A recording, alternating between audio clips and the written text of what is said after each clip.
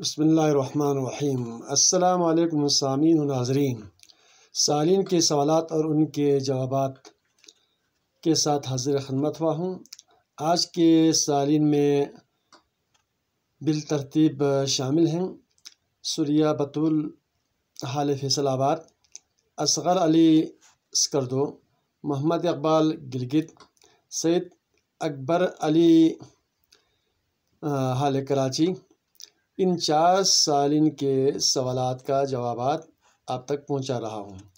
سوریہ بطول حال فیصل آباد نے سوال کیے ہیں کہ عموماً ہمارے معاشرے میں جو ہے والدین لڑکیوں کی رضامندی کے بغیر جو ہے وہ نکاح کراتے ہیں، کیا شرعاً یہ درست ہے اور نکاح صحیح ہوتے ہیں کہ نہیں؟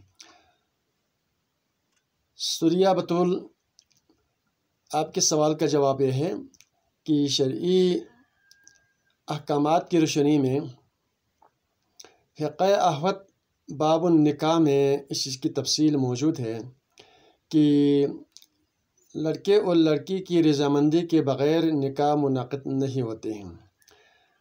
نکاح اس وقت منعقد ہوتے ہیں جب دونوں کی رضامندی ہو۔ النکاح ینعقد بالایجاب والقبول، نکاح منعقد ہوتے ہیں دونوں کی ایجاب اور قبول سے، لہٰذا والدین لڑکے اور لڑکی کی رضامندی ان سے پوچھے بغیر نکاح نہیں کر سکتے، نکاح کسی نکاح خوان سے نہیں پڑھوا سکتے ہیں۔ ہمیں شرعی احکام پر عمل کرنا چاہیے، اس میں بہتری اور بھلائی ہے۔ اصغر علی اسکردو، انہوں نے کہا کہ مجھے نماز میں حضور قلب بالکل نہیں ہوتے ہیں، وساوس مختلف قسم کے خیالات دل میں آتے ہیں، نماز کتنی رکعت پڑھا اور قسم قسم کے خیالات دل میں آتے ہیں، اس کے لیے کیا کروں؟ اصغر علی، نماز میں حضور قلب نہ ہونے کے کچھ بنیادی وجوہات ہیں، تو ان وجوہات کی بنا پر نمازی کو کبھی حضور قلب نہیں ہوں گے۔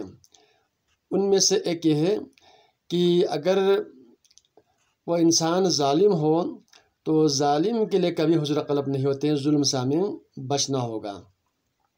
دوسری بات ہے کہ جو والدین کو تنگ کرتے ہیں، تکلیف کرتے ہیں، ان کو مار پیٹ کرتے ہیں، گالی گلوچ دیتے ہیں، ان کے دل دکھائیں گے، ان لوگوں کے لیے کبھی حضور قلب نہیں ہوں گے۔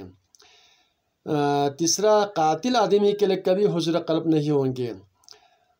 تو اس قسم کے گناہ سے ہمیں بچنا ہوگا، کیونکہ اس کے دل میں وہ منظر یاد آتے رہتے ہیں، دیکھتے رہتے ہیں، جس کی وجہ سے قاتل کو کبھی جو ہے حضور قلب نہیں ہوں گے۔ اچھا، چوتھی جو وجہ ہے وہ جو شراب پیتے ہیں، شرابی انسان کے لیے کبھی حضور قلب نہیں ہوں گے۔ اچھا جی، اس کے علاوہ اگر ان چیزوں سے ہمیں بچنا ہوگا، اس کے علاوہ اگر حضور قلب نہیں ہوتے ہیں تو میرے طرف سے ایک نسخہ پیش کر رہا ہوں کہ روزانہ کم از کم 1000 مرتبہ یا غفور پڑھیں، اس سے پہلے اللہ کے حضور ندامت ہو کر خلوص دل سے ایک توبہ کریں، اس کے بعد یا غفور و یا غفور 1000 روزانہ معمول بنا کر پڑھتے رہیں، انشاءاللہ تعالی حضور قلب ہو جائیں گے۔ پھر بھی اگر حضور قلب نہ ہو جائے، اور جیسا کہ میں نے وہ 4 بنیادی چیزیں بتایا، ان میں سے کوئی ہمارا عمل دخل نہیں ہے، ظلم بھی نہیں کرتے ہیں، والدین کو بھی تنگ نہیں کرتے ہیں، شراب بھی نہیں پیتے ہیں، تو اس کے علاوہ پھر بھی حضور قلب اگر نہ ہو جائے تو فقہ احوط کی روشنی میں اس کے لیے نسخہ بتایا کہ جس کو حضور قلب اگر نہ ہو جائے تو اس کے لیے کسی روحانی حکیم سے رجوع کرنا ہوگا۔ یعالج القلوب و یداوی العیوب، وہ دل کا آپریشن کریں گے، دل کا معائنہ کریں گے اور ہماری عیبوں کو پتہ لگا کر اس کو نسخہ دیں گے۔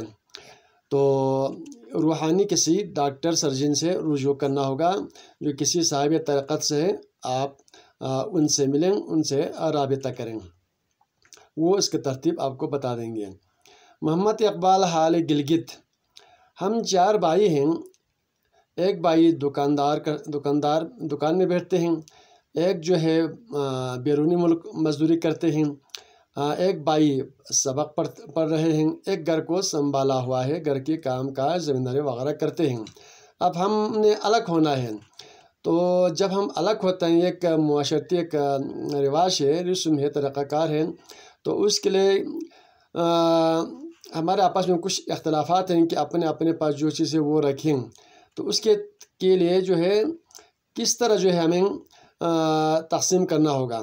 تو مختصر سے جواب یہ ہے کہ کوئی باہر ہے، کوئی کاروبار کرے، کوئی گھر کو سنبھالا، کوئی پڑھ رہے ہیں، جو والد کے ترکے کے ساتھ جو ہے آپ کے جو جمع شدہ رقم ہیں، چاروں بھائی آپس میں اخوت بھائی چارگی کے ساتھ جو ہے بغیر کسی چیز کو چھپائے سامنے رکھیں اور برابر تقسیم کریں۔